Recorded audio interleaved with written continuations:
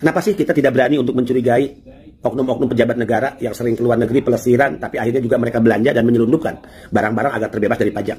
Kan banyak contoh kasus dulu, ada mobil mewah diselundupkan, ada sepeda mewah diselundupkan. Ya mereka-mereka lah yang dicurigai.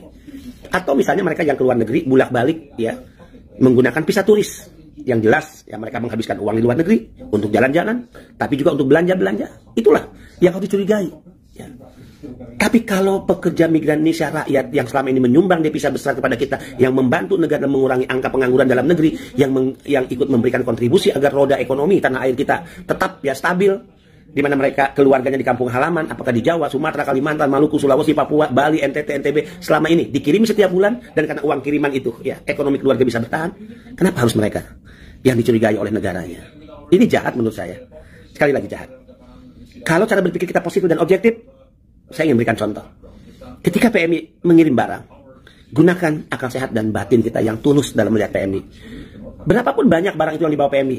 Oh ya, ini adalah barang-barang hasil dari perjuangan darah dan keringat PMI selama 2, 3, 5, bahkan 10 tahun mereka menabung. Kemudian mereka belanja barang-barang ini untuk siapa? Untuk oleh-oleh orang tuanya, ibu, bapaknya, anak, istri atau suaminya, atau kakak adiknya. Kenapa tidak dipandang dengan cara berpikir yang sederhana itu? Maka kalau pandangan cara berpikir seperti itu, ya sudah. Kenapa? Mereka harus menjadi pihak ya yang kemudian selain dicurigai barang-barangnya dibongkar dan sebagainya, dan bahkan itu terjadi karena ada aturan larangan ya terbatas bagi barang-barang PMI. Ya. Doakan saya, sobat migran, setelah besok saya melakukan tugas yang sama di pelabuhan Tanjung Perak, Surabaya. Saya akan meminta izin kepada Bapak Presiden untuk bertemu langsung dengan beliau, dan saya akan menyampaikan apa yang selama ini, satu ya, keluhan-keluhan yang disampaikan oleh PMI, isak tangis yang disampaikan oleh PMI, pendapat-pendapat dari berbagai pihak tentang kebijakan tadi ya, dari orang-orang yang expert, akademisi, intelektual, dan kemudian juga atas fakta-fakta yang saya temukan di lapangan tadi. Saya akan bertemu dengan Presiden untuk menyampaikan. Satu-satunya jalan tentu adalah bagaimana merevisi.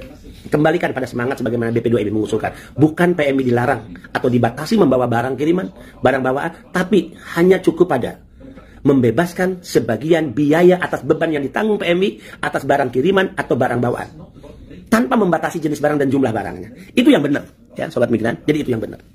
Insya Allah sobat migran, saya tentu adalah orang yang selama ini yang memiliki janji untuk ketika kekuasaan ada pada tangan saya, ketika rakyat memberikan mandat saya untuk memimpin, sekalipun pada wilayah pemerintahan kecil atau lembaga, maka siapapun mereka yang digaji oleh rakyat, diberikan oleh peserta rakyat, maka ujung rambut sampai ujung kaki dia harus berpihak pada kepentingan rakyat, bukan pada kepentingan kelompoknya, bukan pada kepentingan partai politiknya, ya, bukan pada kepentingan keluarganya. Jangan pernah takut, BP2MI saya akan bersama dengan sobat-sobat migran dimanapun Anda berada, karena tadi fakta-fakta di lapangan sudah saya temukan.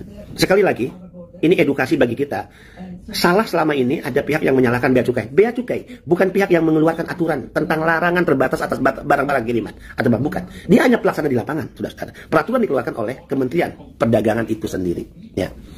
Contohnya, sebelum ada peraturan larangan, apakah ada pemeriksaan?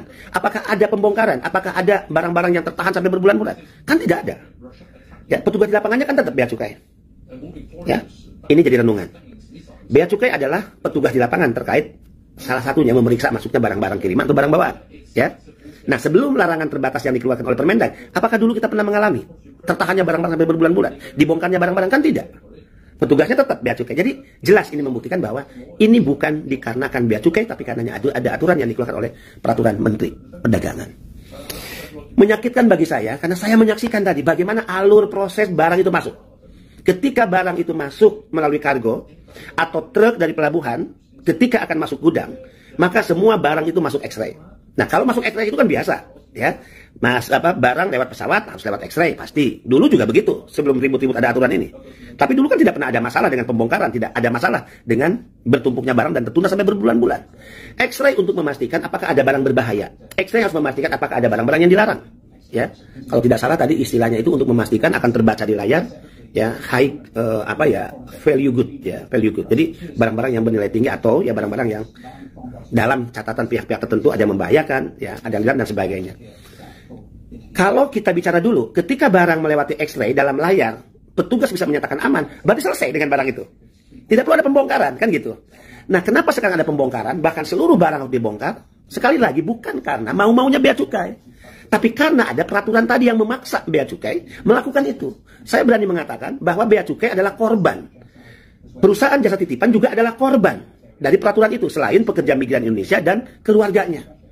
Seperti apa korbannya, saudara-saudara? Dengan barang yang masuk, ya, baik itu kiriman, katakan kita bicara kiriman, dengan adanya larangan terbatas Permendag 36, kan dibatasi. Ketika satu koli misalnya, atau satu dus barang kita, kalau dilihat ini milik PMI si A, yang menurut peraturan dia dibatasi bawa baju sekian, bawa itu, ini besar nih barangnya, sehingga otomatis itu yang memaksa dia dibongkar. Akhirnya ketika sepatunya ada 5, 2 yang bisa, 3 disimpan di tempat lain. Tidak bisa tuh. Ya, kemudian ketika baju hanya dibatasi sekian, ya sekian yang bisa, sekiannya dipisahkan.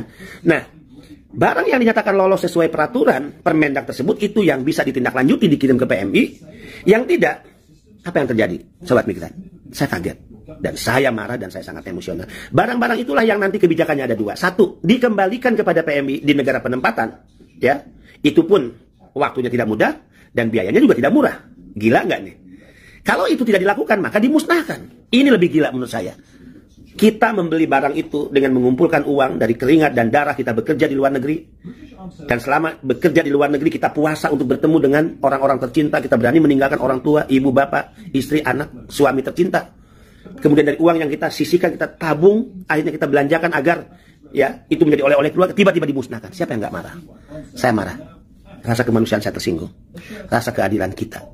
Ya, kita merasa dirampas oleh kebijakan yang menurut saya keliru. Jadi ketika barang-barang tadi dengan terpaksa harus diperiksa karena memang harus memisahkan dengan terpaksa barang mana yang bisa sesuai jumlah yang diatur, jenis apa yang sebagaimana yang diatur, dengan kelebihan dari barang-barang yang diatur dan jenis barang yang diatur. Sehingga tadi kita lihat ya di gudang JKS yang pertama, bagaimana barang-barang itu yang telah dibongkar. Kan ada pertanyaan tuh dari sobat migran, ya kenapa nggak dibongkar, kan udah melewati X-ray? Betul, idealnya adalah begitu. Idealnya seperti dulu, kalau dia sudah lewat X-ray aman, nggak perlu dibongkar. Ketika barang siapapun, penumpang manapun, ya tidak ada pembedaan.